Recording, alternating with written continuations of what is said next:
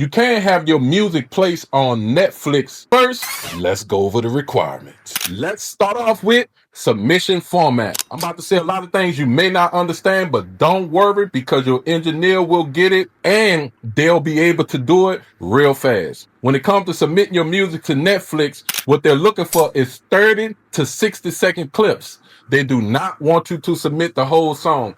Plus, they want you to submit the music in WAV format. They do not want you to submit the music in MP3 format. Next, you must submit your music in 24-bit/48 kilohertz minimum.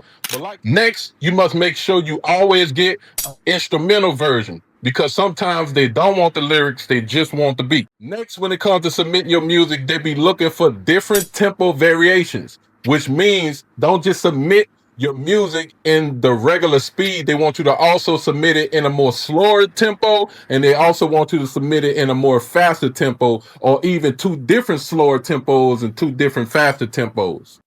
Okay. Next is metadata. Netflix wants you to fill out all of your metadata before you submit your music. And if you even miss one section or one column, that can cause your music to get automatic rejection before the supervisor even get a chance to listen to it.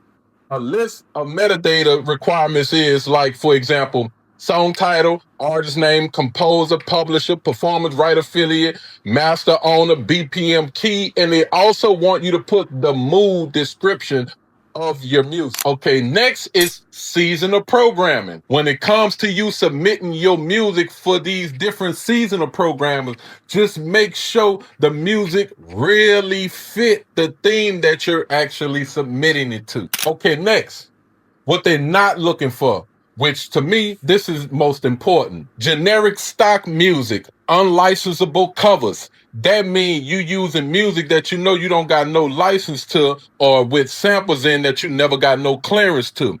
Music that competes with the dialogue, overly produced tracks. Last, quick response items. Okay, here's an example of quick response items. They like you to have the stems ready.